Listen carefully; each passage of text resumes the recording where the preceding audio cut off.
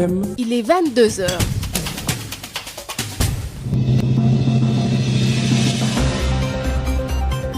Chaque jour, vous êtes des millions à écouter la première radio d'information. La première radio d'information. En national, en régional ou en international. Sud FM, Made in Sénégal.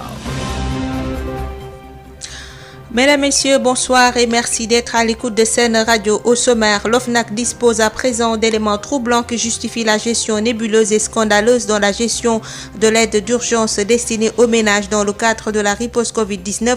Après son face-à-face avec l'OFNAC ce matin, Dr Babacar Diop, président des Forces démocratiques du Sénégal, dit avoir fait des révélations explosives pour permettre à l'institution de démasquer les fraudeurs dans la gestion de l'aide alimentaire. En politique, le Parti socialiste invite à reprendre progressivement et avec intelligence les activités à la base. Le PS demande à ses militants de s'investir et d'avoir une posture conquérante pour se sentir prêts pour les prochaines élections locales, mais de rester loyal et patient. Vous entendrez le porte-parole du Parti socialiste Abdoulaye Wilane. Licenciement de 4 travailleurs de la Chambre de commerce de Dakar, c'est abusif et sans motif valable selon les agents qui se battent devant la justice pour être rétablis dans leurs droits face à ce qu'ils qualifient de clientélisme à leur grand dame. Au Mali, l'ex-président Ibeka se porte bien depuis son hospitalisation et va regagner son domicile. Info Santé va boucler cette édition mise en onde par Alassane Ouad.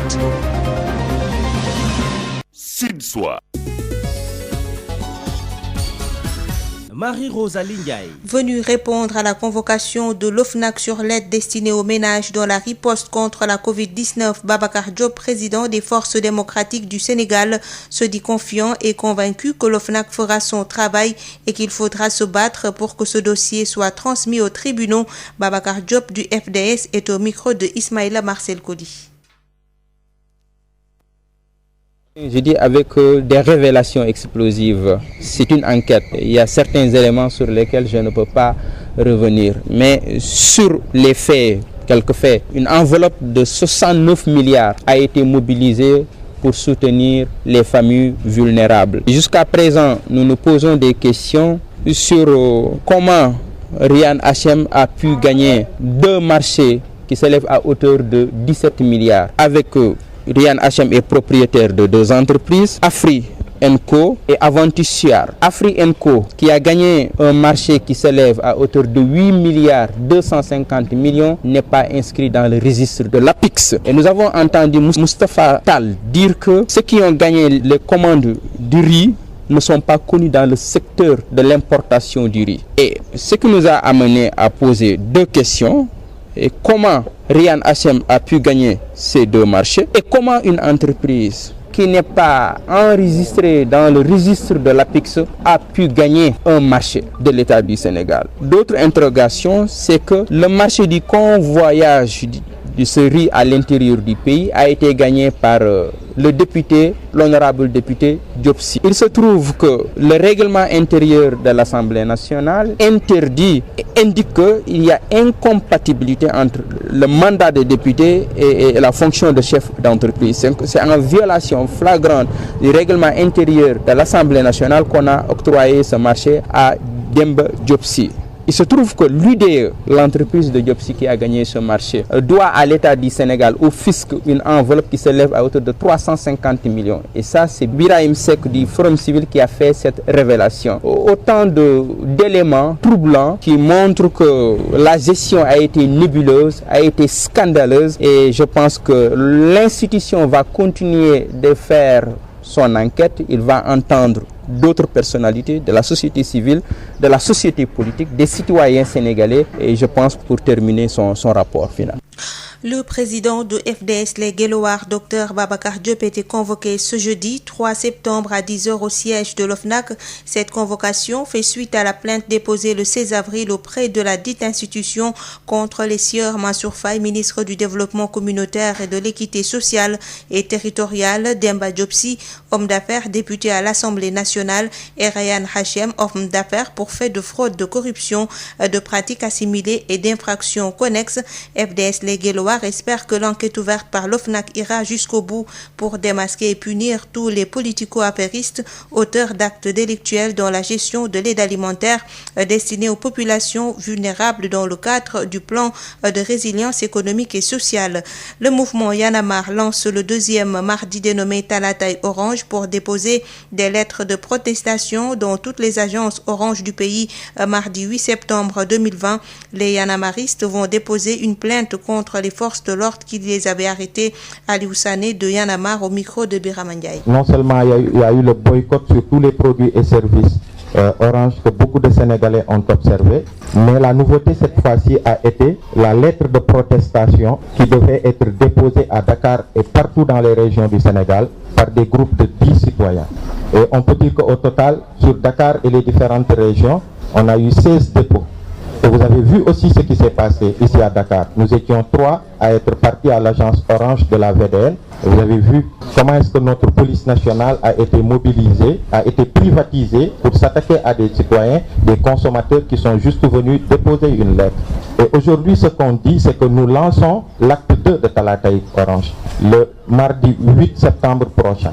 Au-delà du boycott, nous avons fait la cartographie de toutes les agences Orange du Sénégal. Parce qu'il y a une forte demande des citoyens sénégalais qui n'étaient pas à pied d'œuvre le mardi dernier et qui tous sont mobilisés pour aller au niveau des sièges Orange de leur localité pour déposer cette lettre de protestation et montrer aussi qu'ils sont indignés et qu'ils sont engagés dans ce combat de principe-là pour le mardi 8 prochain, Inch'Allah. Et l'autre chose qu'il faut dire, c'est qu'il faudra peut-être mobiliser la police nationale, mais mobiliser aussi la gendarmerie et l'armée pour arrêter tous ces citoyens-là qui iront de façon pacifique par des groupes très réduits au niveau des agences d'Orange pour déposer ces lettres de protestation et exiger que Orange revienne sur les tarifs qui étaient appliqués avant la hausse du 22 juillet dernier.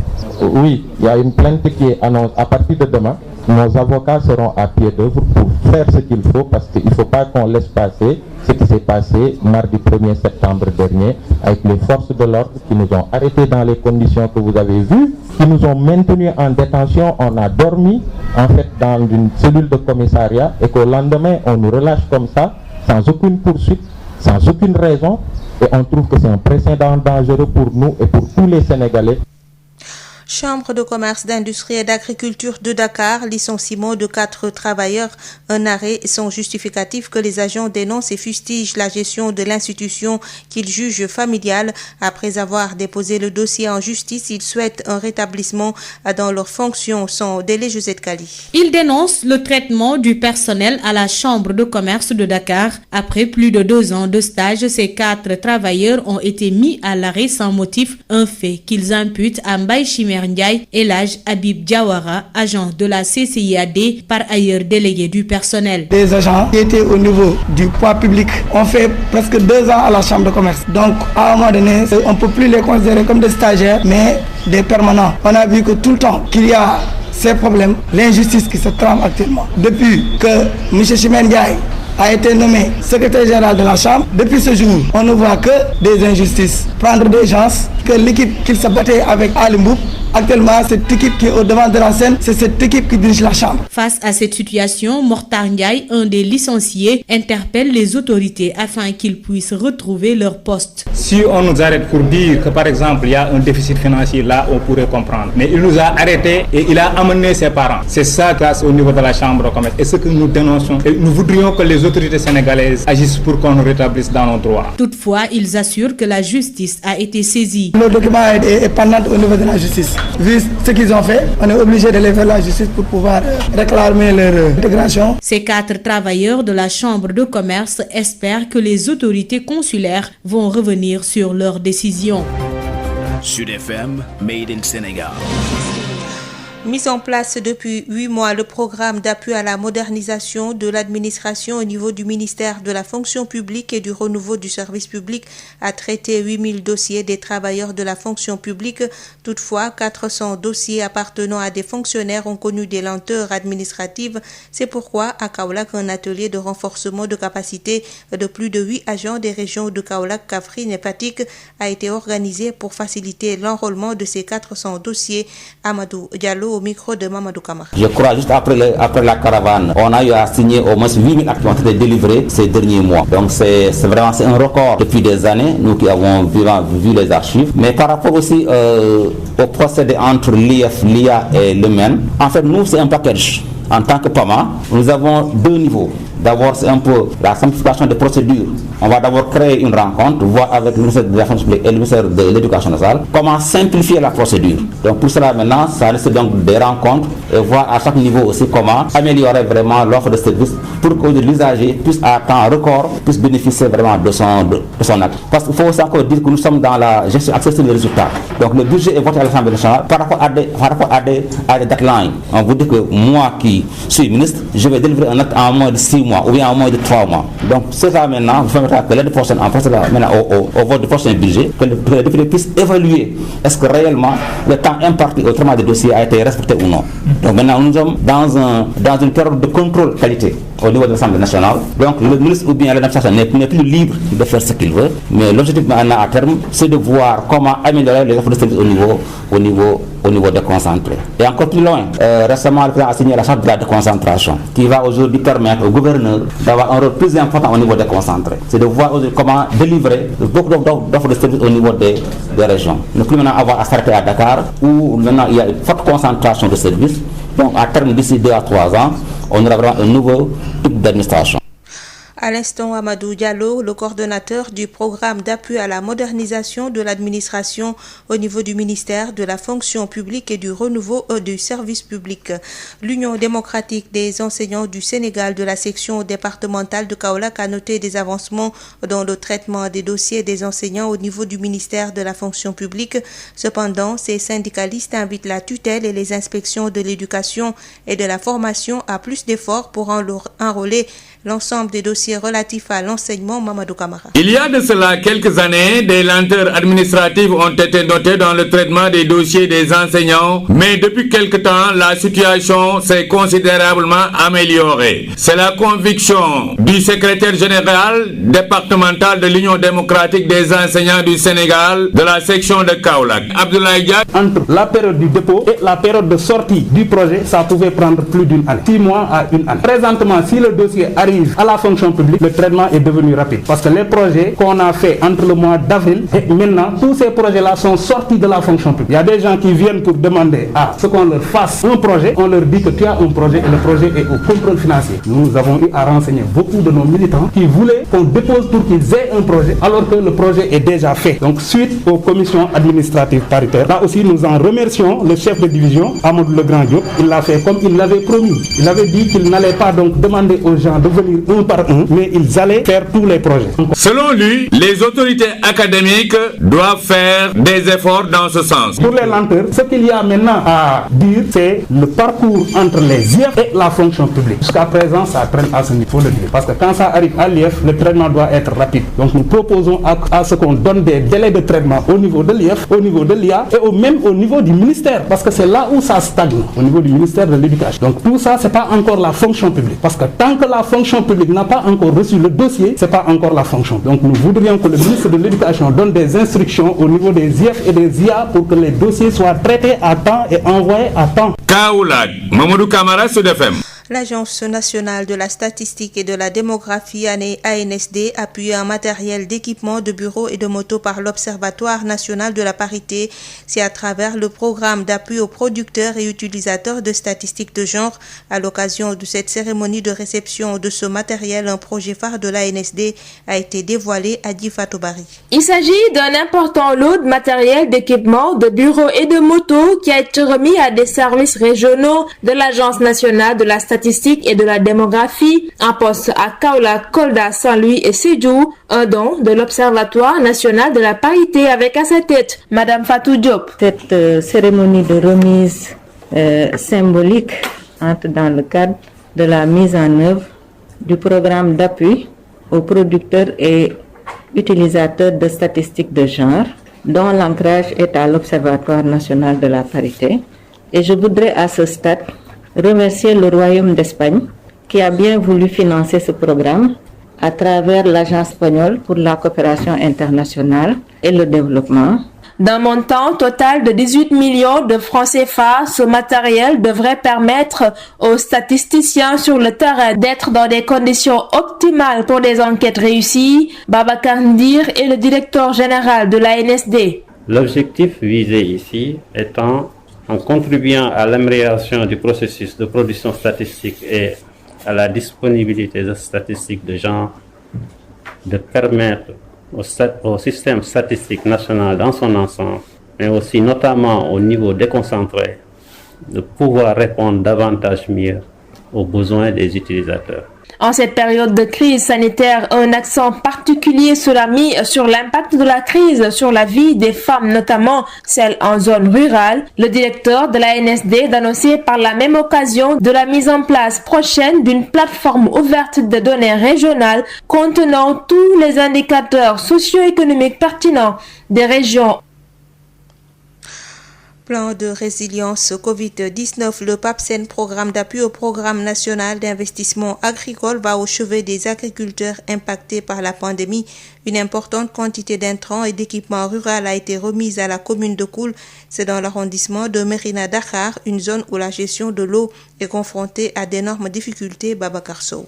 Plan de riposte contre la pandémie du coronavirus dans le domaine agricole. Le PAPSEN, programme d'appui au programme national d'investissement agricole, vient d'offrir 648 tonnes d'engrais et d'urée subventionnés à 100% à 72 GIE au niveau des régions de Thiès, Fatick et Diourbel. La commune de Koul, arrondissement de Mérina Dakhar à Tivaouane département, a reçu sa part. Khalidou Kane, le coordonnateur régional du PAPSEN, revient sur la mission de ce programme. On a deux activités. La première activité, c'est la réhabilitation de fermes horticoles irriguées. Depuis 2015, le PAPSEN a eu à réhabiliter 3 fermes horticoles. Une ferme horticole au niveau de Toubatoul, dans le département de Thiès. Une autre ferme horticole irriguée dans la commune de Tataguine, dans la région de Fatick. Le village s'appelle Massis. Une autre ferme agricole du village de Daroufana Diop, dans la commune de Baba Garage, dans le département de Bambey. L'autre activité, c'est la réhabilitation de 70 fermes horticoles irriguées. 38 au niveau de la région de Thiès, 20 au niveau de la région de Diourbel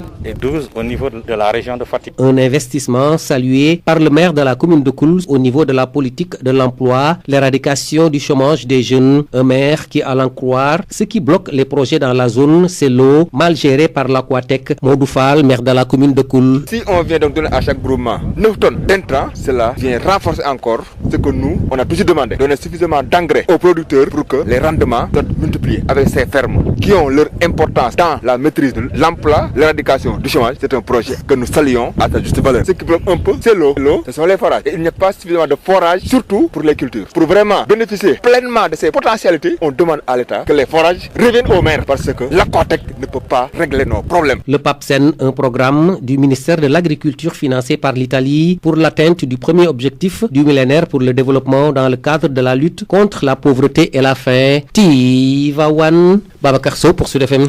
Les responsables du bureau de mise à niveau étaient à Saint-Louis ce jeudi où ils ont rendu visite à 3 entreprises qu'ils accompagnent dans le processus structuré d'amélioration de leur compétitivité. Les responsables de ces entreprises d'agro-industriels ont saisi l'occasion pour inviter l'État à publier tous les accords signés avec les investisseurs étrangers. Les détails avec Yves Tendeng. La satisfaction reste le sentiment le mieux partagé par les différents acteurs ayant pris part à cette tournée initiée par le bureau de mise à niveau.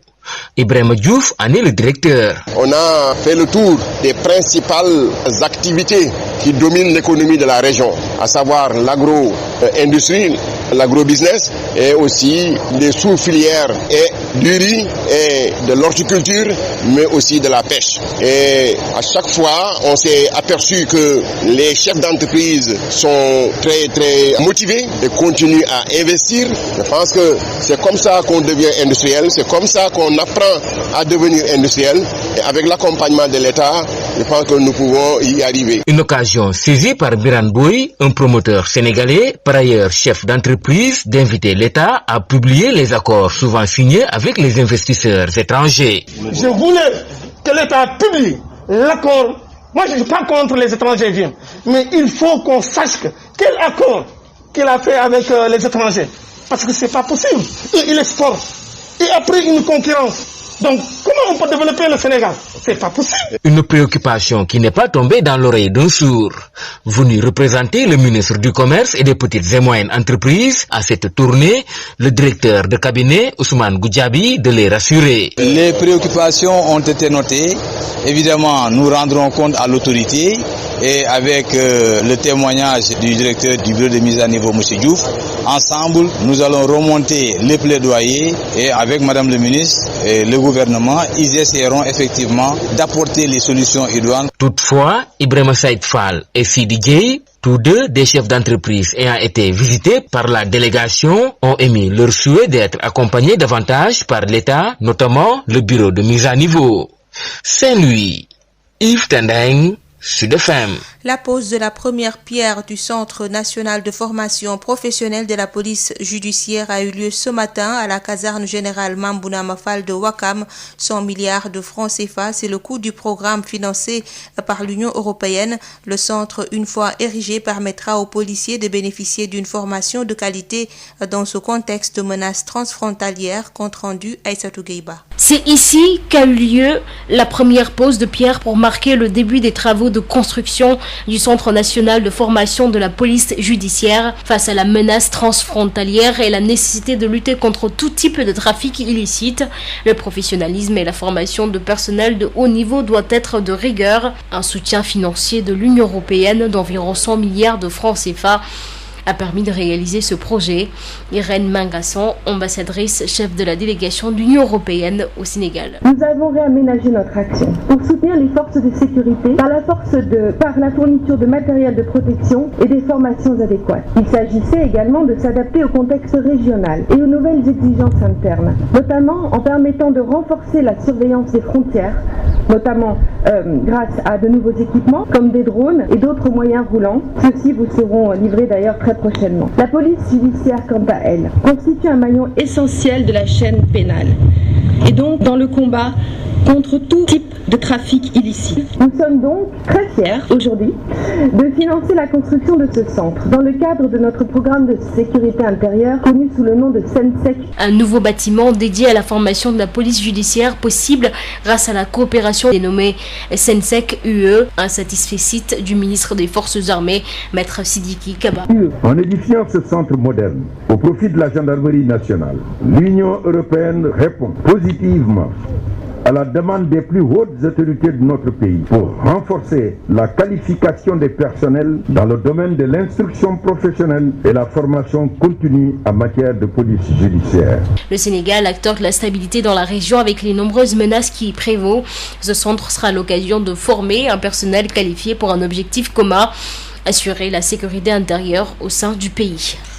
Parlons politique à présent avec le Parti socialiste qui est plus que jamais vivant et pensant, indique Abdoulaye Wilane, porte-parole du Parti socialiste, au sortir de la rencontre du bureau politique élargi aux élus. Le Parti socialiste demande à ses militants d'être dans la posture de patience citoyenne et de loyauté républicaine par rapport aux élections locales. Le bureau politique s'est également prononcé sur la désignation du chef de l'opposition et sur la situation sous-régionale. Voici Abdoulaye Wilane au micro de Amadou Moustapha Diagne. Le parti salue l'initiative de Madame la Présidente secrétaire générale du parti, Madame Aminata Mbengue Ndiaye, d'inviter le parti à reprendre progressivement et avec intelligence les activités à la base. Cela participe de ce que l'on appelle l'adaptation. Mais des réunions restreintes et la proximité, autant que faire se peut, dans le respect des gestes barrières et des distanciations physiques et sanitaires. Nous appelons les populations, les citoyens de la CEDEAO, les hommes politiques,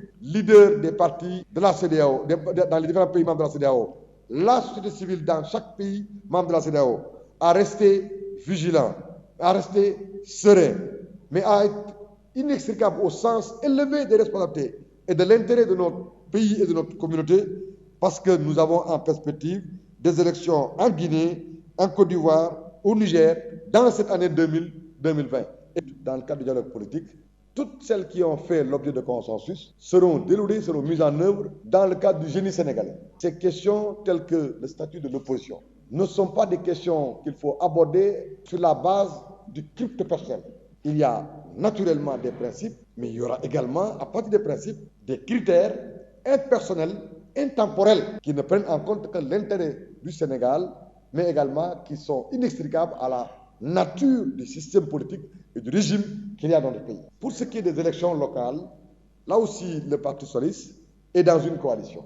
Nous demandons à nos camarades de s'investir, d'avoir une posture responsable, conquérante, pour que, quelle que soit la date à laquelle surviendra une élection, nous soyons prêts. Mais de rester dans une posture faite de patience citoyenne et de loyauté républicaine. Il ne sert à rien de pédaler dans le vide, de se crêper les chignons, alors que les conditions préalables à l'organisation d'élections ne sont pas encore réunies. Donc, faisons notre travail politique pour ne jamais être surpris par la survenue d'une élection. Mais restons loyaux et patients pour respecter les rendez-vous que le Sénégal se fixe dans le cadre de son calendrier républicain et sur la base de l'accord et de l'adhésion de tout dans le cadre du dialogue politique. Sud International. Au Mali, l'ex-président Ibeka se porte bien, un malaise qui n'était pas dangereux, qui n'était pas grave selon des sources hospitalières. L'ancien chef de l'État a encore passé une nuit dans la clinique privée de Bamako où il avait été admis. Son entourage se veut aujourd'hui rassurant. Il se porte bien, il a fait toutes les analyses, tous les examens. Son médecin personnel qui le suit depuis plusieurs années n'est pas loin de lui. Une autre source explique que si l'ex-président a finalement passé encore une nuit à la clinique, c'est plus pour sa tranquillité que pour autre chose. Une délégation de la junte conduite par son chef, le colonel Assimi Goïta, lui a par ailleurs rendu visite ce jeudi dans la clinique. La commission électorale indépendante de Côte d'Ivoire a annoncé avoir reçu 44 dossiers de candidature à la présidentielle du 31 octobre et les a transmis jeudi au Conseil constitutionnel. Le Conseil constitutionnel a désormais 15 jours pour divulguer la liste des candidatures validées, mais peut le faire avant. De sources proches de la CI, moins d'une dizaine de candidats devraient être déclarés éligibles. Parmi les dossiers qui devaient être invalidés figurent un certain nombre de candidats farfelus, mais surtout ceux de deux poids lourds, l'ex-président Laurent Gbagbo et l'ancien chef rebelle et premier ministre Guillaume Soro. Ils devraient être déclarés inéligibles en raison de condamnations qui ont déjà conduit à leur radiation des listes électorales en août. Gbagbo, 75 ans, qui ne s'est pas encore jamais prononcé publiquement sur une possible candidature, et en liberté conditionnelle en Belgique dans l'attente d'un éventuel procès en appel devant la Cour pénale internationale qu'il a acquitté en première instance de l'accusation de crimes contre l'humanité, mais il est sous le coup d'une condamnation en 2018 à 20 ans de prison par la justice ivoirienne pour la verdict du braquage de la BCEAO. Yotox anti-moustique pour le corps, les vêtements, les rideaux et draps vous protège contre les moustiques chez l'adulte et l'enfant. Val d'Afrique vous offre votre journal de la santé. Bonjour à tous et bienvenue. La coalition Tahaou Santé a démarré mardi une campagne de sensibilisation et de plaidoyer pour la taxation du tabac en vue de financer le secteur de la santé en allouant des ressources supplémentaires au programme de lutte anti-tabac, à la CMU et à la lutte contre les maladies non transmissibles. Djibril Douélé, secrétaire exécutif de la LISTAB, membre de la coalition Tahaou Santé. On sait tous qu'en fait le secteur de la santé aujourd'hui est sous-financé. Donc au Sénégal, donc si on prend l'exemple donc de 2019, donc les dépenses allouées au secteur de la santé représentent 174,4 milliards au moment où les dépenses donc du budget général étaient de 3 956 milliards. Vous voyez que donc le secteur de la santé et les programmes de santé donc sont vraiment sous-financés. Raison pour laquelle en fait la coalition donc est née pour essayer vraiment de trouver des stratégies qui visent vraiment à allouer des ressources supplémentaires pour vraiment financer donc les programmes de santé tels que la lutte contre le tabac, tels que la couverture maladie universelle, tels que également donc les maladies non transmissibles. Parce que des études ont montré, donc par rapport au coût économique donc du tabac, l'industrie du tabac ne rapporte que 24 milliards par an à l'État du Sénégal, quand elle induit des dépenses en santé publique de l'ordre de 122 milliards. Donc ces coûts sont supportés majoritairement par les ménages qui en paient donc la contrepartie à hauteur de 71 milliards. Ça c'était une étude vraiment donc qui avait été menée par le CRES. Et si vous regardez bien donc l'État perd plus parce que l'État également prend en charge pratiquement à plus de 51 milliards pour la prise en charge donc des malades liés au tabac. Donc, vous voyez que vraiment, on perd plus qu'on ne gagne. Raison pour laquelle donc des études également ont montré qu'en utilisant donc les taxes sur le tabac, on peut en tout cas financer donc les programmes ou renforcer donc le financement de ces programmes de santé, parce que nous faisons tous vraiment appel aux bailleurs de fonds pour pouvoir vraiment donc financer donc ces programmes pour mener des activités. La coalition veut suivre l'exemple de certains pays africains qui ont réussi la stratégie de la taxation sur le tabac. Et nous avons vu l'expérience des pays comme la Côte d'Ivoire, donc qui fait un prélèvement de 2% de taxes pour vraiment qui est affecté donc au programme de santé tels que la lutte contre le sida et le tabagisme. Nous avons également l'exemple du Tchad également qui également donc à travers une taxe spécifique donc qui a augmenté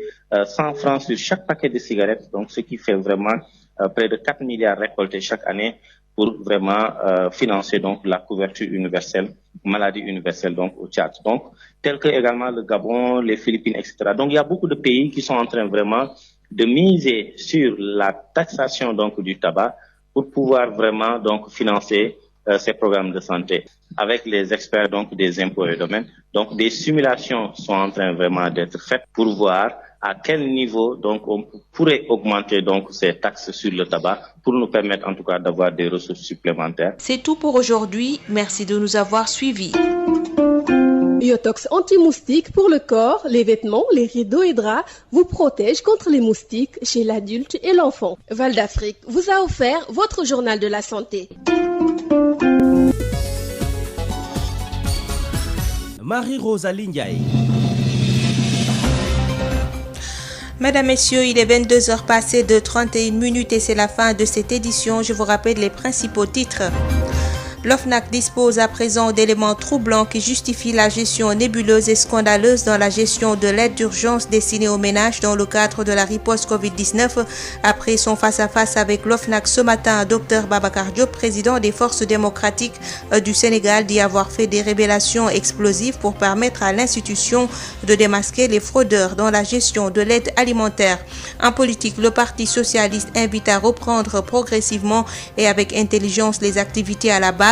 Le PS demande à ses militants de s'investir et d'avoir une posture conquérante pour se sentir prêts pour les prochaines élections locales, mais de rester loyal et patient. Licenciement de 4 travailleurs de la Chambre de commerce de Dakar, c'est abusif et sans motif valable selon les agents qui se battent devant la justice pour être rétablis dans leurs droits face à ce qu'ils qualifient de clientélisme à leur grande dame. Et puis au Mali, l'ex-président Ibeka se porte bien depuis son hospitalisation et va regagner son domicile. Info Santé a bouclé cette édition mise en onde par Alassane Ouad. Merci de nous avoir suivis. Tout de suite, la rediffusion de votre chronique Sud Nutrition qui sera suivie de votre émission Al Bidaya.